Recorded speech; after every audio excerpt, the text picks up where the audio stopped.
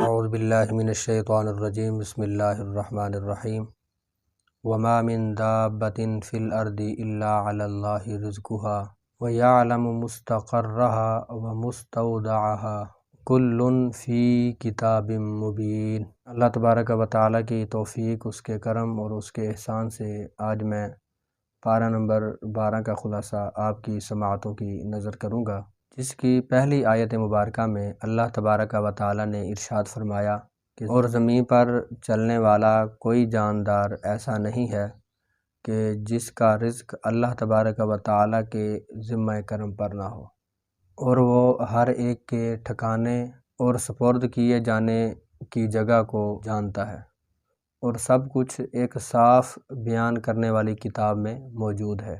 یعنی اللہ تبارک و تعالیٰ ارشاد فرما رہا ہے کہ کوئی جاندار ایسا نہیں ہے کہ جس کا رزق اللہ تبارک و تعالیٰ کے ذمہ کرم پر نہ ہو۔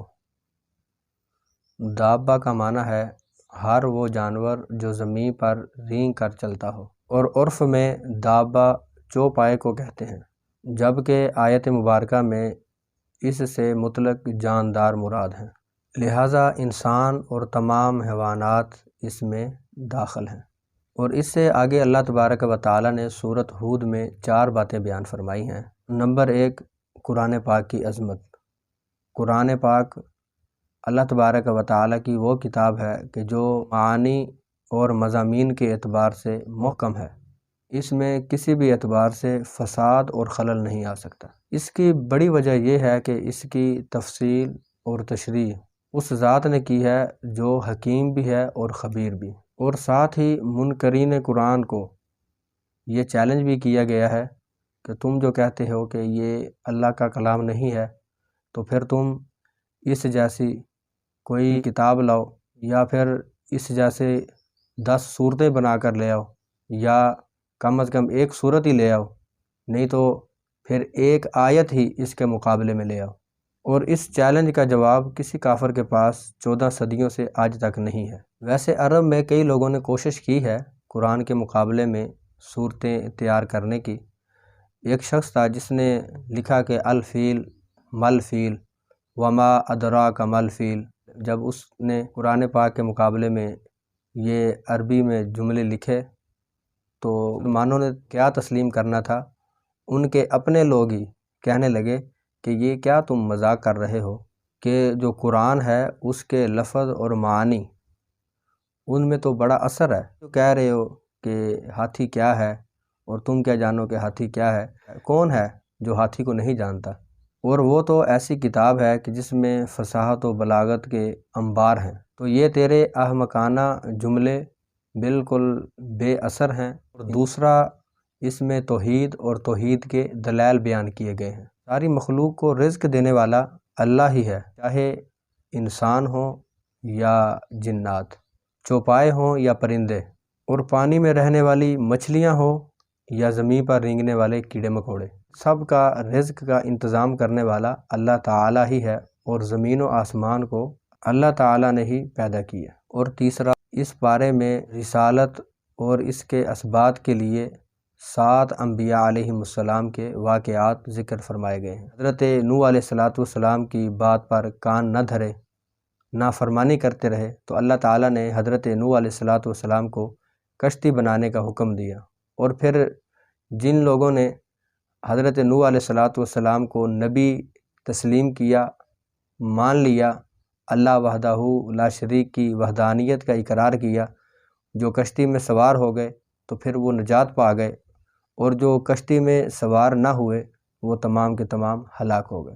اور حضرت ہود علیہ السلام کا ذکر کیا گیا کہ جن لوگوں نے ان کی بات کو تسلیم کیا وہ کامیاب ہوئے، اور جنہوں نے ہٹ دھرمی سے کام لیا ان کو باد صرصر کے عذاب میں مبتلا کیا گیا۔ باد صرصر سے مراد ہے تیز جھکڑ، یعنی ایسی آندھی چلی کہ جس نے ان کو موت کی گھاٹ اتار دیا۔ اور حضرت سیدنا ابراہیم خلیل اللہ علیہ السلام کے ہاں اللہ تبارک و تعالیٰ نے بڑھاپے میں اولاد عطا فرمانے کا بھی ذکر فرمایا۔ اللہ تعالیٰ نے حضرت اسحاق علیہ السلام جیسا فرزند عطا فرمایا۔ پھر حضرت اسحاق سے ہی حضرت سیدنا یعقوب علیہ السلام اس دنیا میں تشریف لائے۔ اور حضرت صالح علیہ السلام کی قوم کا بھی ذکر کیا گیا کہ پہلے انہوں نے اصرار کیا کہ آپ پہاڑ سے زندہ اونٹنی کو نکالیں، تو حضرت صالح علیہ السلام نے اللہ کی بارگاہ میں عرض کی، تو تمام کائنات کے خالق نے، ہر چیز کے مالک نے پہاڑ سے زندہ اونٹنی کو نکالا، بجائے اس کے کہ وہ بات تسلیم کرتے، دنیا آخرت کا سامان کرتے، مگر قوم نے اس اونٹنی کو ہی مار ڈالا۔ تو پھر اس نافرمانی پر اللہ تبارک و تعالیٰ کا ان پر بھی عذاب آیا۔ اور حضرت لوط علیہ السلام کی قوم کا بھی ذکر کیا گیا ہے کہ حضرت لوط علیہ السلام کی قوم کے لوگ بدکار تھے، لڑکیوں کے بجائے لڑکوں کی طرف مائل ہوتے۔ حضرت لوط علیہ السلام کے پاس فرشتے خوبصورت نوجوانوں کی شکل میں آئے تو ان کی قوم کے لوگ ان کی طرف لپکے۔ حضرت لوط علیہ السلام نے بڑا سمجھایا لیکن وہ باز نہ آئے، اور حضرت لوط علیہ السلام ہمیشہ انہیں سمجھاتے رہے کہ لڑکیوں کے ساتھ شادی کرو، لواطت والا عمل نہ کرو، لیکن ان کے باز نہ آنے کی وجہ سے تبارک و تعالی نے زمین کو الٹ دیا اور پھر ان پر پتھروں کی بارش کی گئی اور وہ قوم بھی ہلاک ہو گئی۔ حضرت شعیب علیہ السلام کی قوم کا بھی تذکرہ ہوا کہ آپ کی قوم ناپ تول میں کمی کرتی۔ آپ نے اپنی قوم کو سمجھایا، جنہوں نے آپ کی بات مان لی وہ محفوظ رہے، اور جنہوں نے بات کو تسلیم نہ کیا، نافرمانی کی، پھر ان پر اللہ کا عذاب آ گیا۔ حضرت موسیٰ علیہ السلام کا بھی ذکر ہوا کہ فرعون نے آپ کی بات نہ مانی، پھر اللہ نے فرعون اور فرعون کی قوم کو عذاب میں مبتلا کیا اور ہلاک کر دیا۔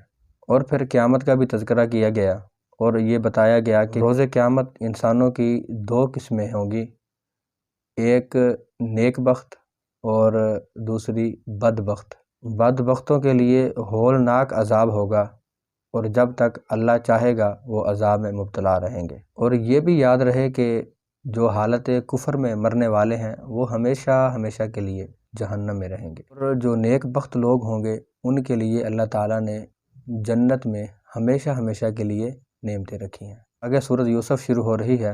قرآن پاک میں انبیاء علیہ السلام کے تذکرے جگہ جگہ ہوئے ہیں، لیکن حضرت یوسف علیہ السلام کا پورا قصہ اللہ تعالیٰ نے اسی صورت میں بیان فرمایا۔ دوسری صورتوں میں آپ کا نام آیا ہے لیکن باقی جگہ آپ کا کوئی قصہ بیان نہیں ہوا۔ اور یہ بھی یاد رہے کہ حضرت یوسف علیہ السلام کا قصہ نبی رحمت صلی اللہ تعالیٰ علیہ وبارک وسلم کے بہت مشابہ ہے۔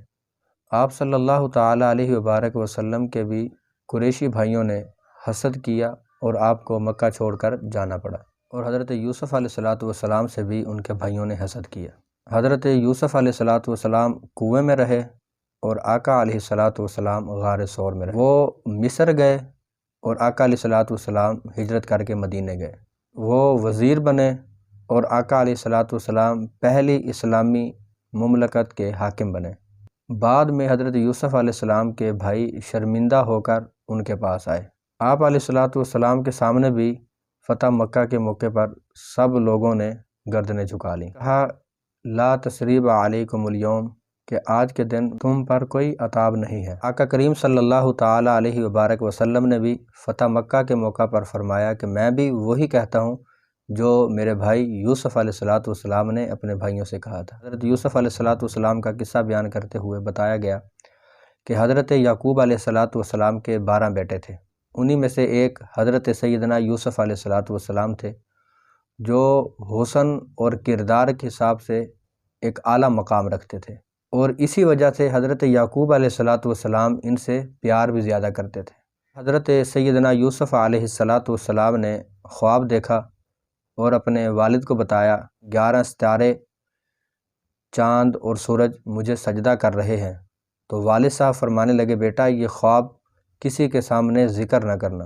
والد نے انہیں منع فرمایا کہ بیٹا یہ خواب اپنے بھائیوں کے سامنے بیان نہ کرنا۔